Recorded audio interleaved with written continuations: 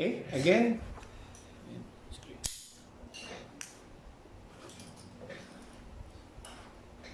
Good morning, guys. Welcome again sa another demonstration about the use of different equipments para po sa mga working at heights na nagtatrabaho dyan, or rope rescue or rope access, no?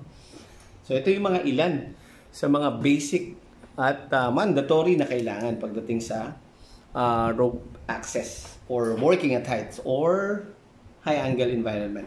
Okay? So ang bibigyan ko ng focus itong dalawa. No, na kung saan ang tawag dito ay rope grab. Okay? Nakasaad po yan sa batas ng OSHA at saka sa fall arrest system na batas natin na under ng Occupational Safety and Health Standard, no? Yung fall arrest system na kung saan pasok ito, no? At parte ito sa fall arrest system. So ang tawag po rito ay rope grab, no? O rope catch, na kung saan ang purpose niya is masalo yung worker na nagtatrabaho in an high angle or high environment, or simply we call it working at heights, no? So sa working at heights kasi, once na pumalo na tayo sa height ng 6 feet, no, sa ating platform, no, above 6 feet above sa floor or ground kung saan tayo naka-connect, ay tinatawag na working at heights. So kasama sa mga batas or guidelines ng working at heights, no, yung magkaroon ka ng fall arrest system. Okay? So kasama sa fall arrest, okay, yung ginagamit or ina-apply natin pagdating sa mga mahihilig dyan sa mountaineering, sa wall climbing, rock climbing, no, yung backup system.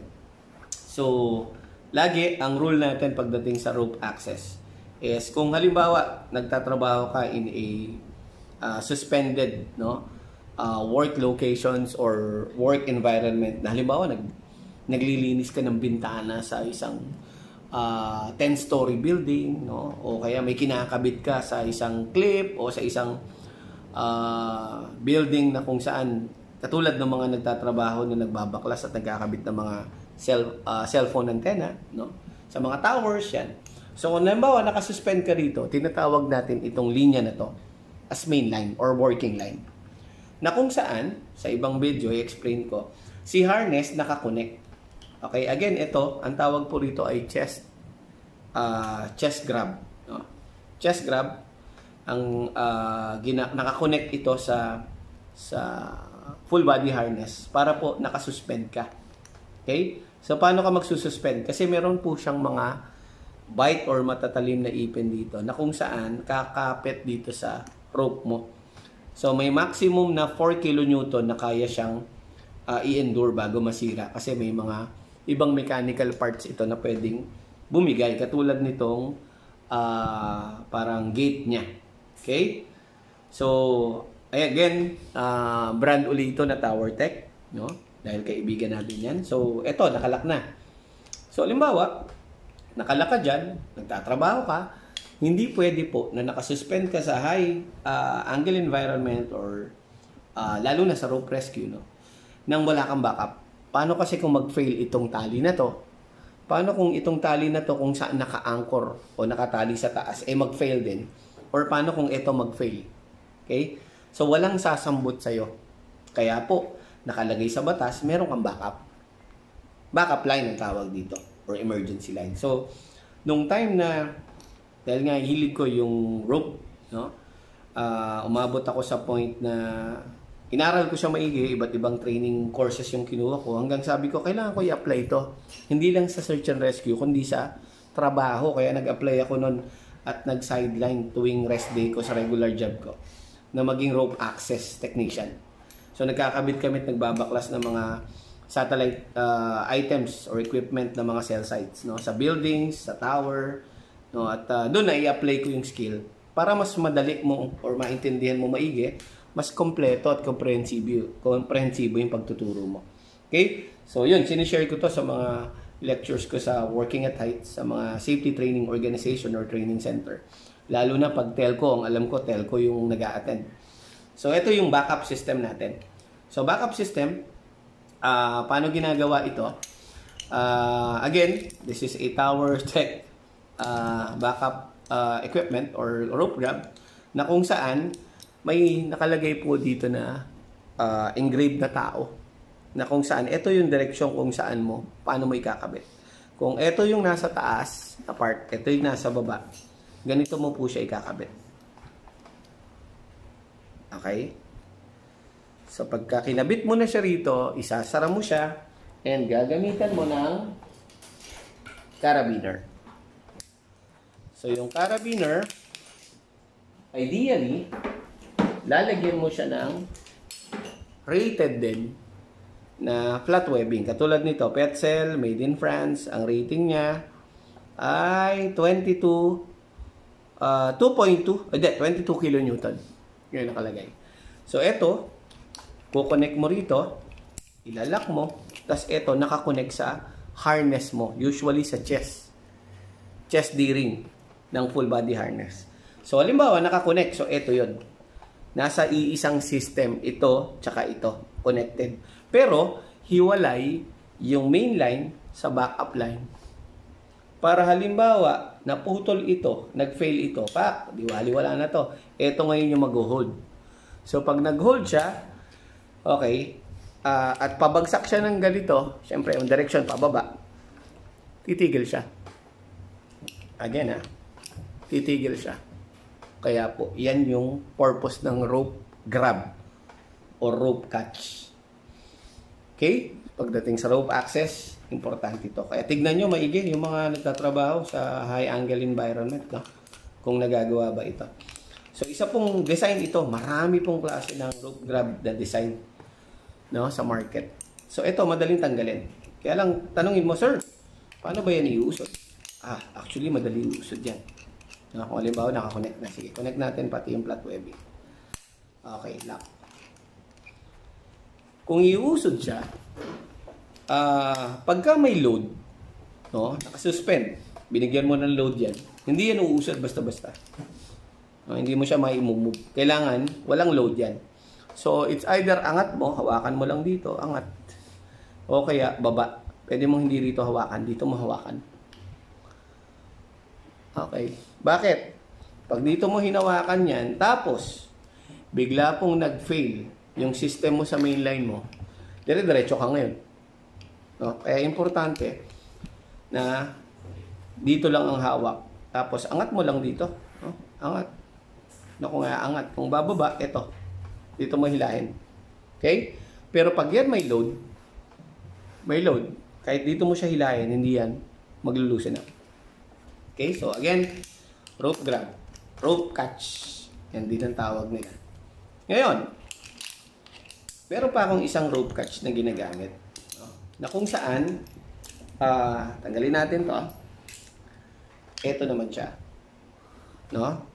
Rope grab pa rin. At kung makikita nyo, ang brand niya, Tower Tech ulit. Okay, so dahil nga kaibigan natin yan. No? So, ang position niya, ganito. Okay? Kung makikita mo, may slope dito o may curve dito na po pwedeng patungan ng daliri.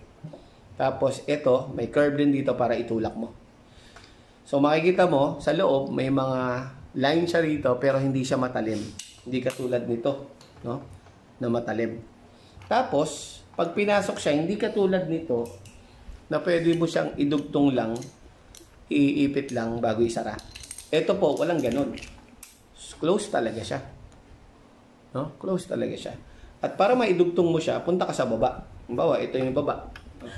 Punta ka sa baba, and then tignan mo yung direction. Sulat dito, up. Ito mo siya ipasok.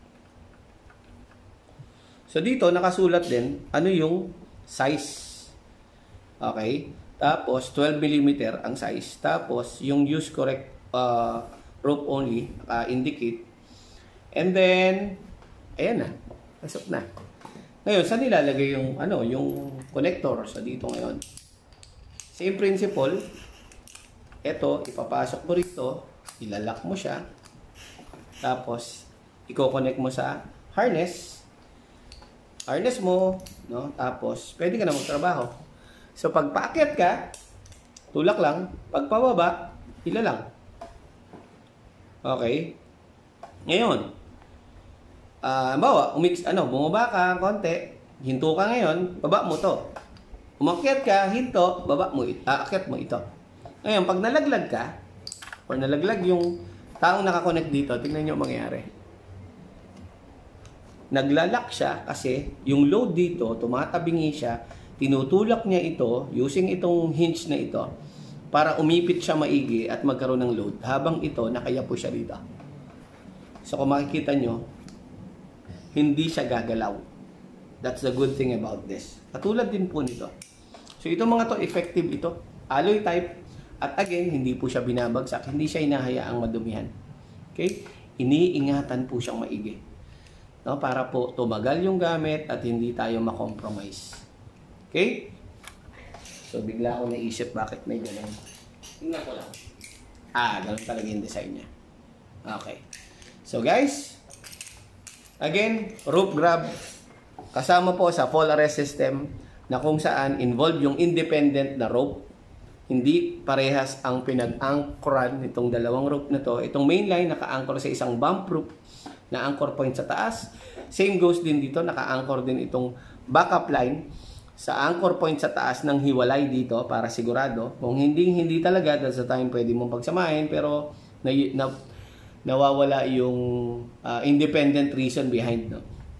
Tapos, si rope, involved po yung rope catch o rope grab para po sa fall arrest system na may kasamang connector o carabiner, tapos may kasamang flat webbing to connect sa full body harness, and then maging ligtas yung nagtatrabaho. Kaya pag nakakita kayo ng nagtatrabaho sa mga high-rise building na nakaganito, nakasuspend, no? May upuan pa sila. Nakita mo, 2 rope, 3 rope, gumagamit ng ganitong system ng fall arrest. Safe po yung mga yan. No? Hazardous yung trabaho nila pero pasok sa standard. So again, malawak yung standard na pinag-uusapan natin, pero basic about fall arrest, andito na sa suspended. No? Kailangan nyo lang aralin yung buong system. Kasi nagsisimula yan sa fall arrest system sa anchor point, sa body harness, sa connectors, maraming klase, kasama si lanyard, no? Kasama tong mga nandito. Tapos yung letter D sa rescue, dapat may naka-plot na rescue para i-descend mo yung patient or victim na nalaglag or nakasuspend, no? Kasi ang iwasan natin doon yung suspension trauma na kung saan pwedeng ikamatay nung worker yung pagkakasuspend niya kung hindi siya ma-rescue agad. So mahabang usapin yan, at usually yung training ng basic na working at heights ay 2 araw, no? Kasama yung actual. So very important po na itong tinuturo ko, hindi po ito i-apply nyo agad. This is just a nice to know. Para magkaroon po ng matrigger yung mind nyo, yung heart nyo to seek formal training. No? Kahit sa ang legit na training center. Para po makuha nyo yung komprehensibong kaalaman pagdating sa working at heights. Okay? So again, gusto ko po na matuto kayong lahat. Pero again, kailangan pa rin ng formal training for this one. So, this is a nice to know. So, at least alam nyo na hindi pala pwede basta-basta magtrabaho kayo ng isang tali lang. Dapat 2. Yung 2 tali pa lang yun, dapat naka-anchor. Yung palang system na yun, merong fall arrest system na tinatawag na ang daming involved. So, malawak po siya. So, again, thank you very much for watching, and I hope may natutunan kayo kahit papano sa aking video. So, don't forget to subscribe and hit the notification bell as well. Thank you guys. Bye.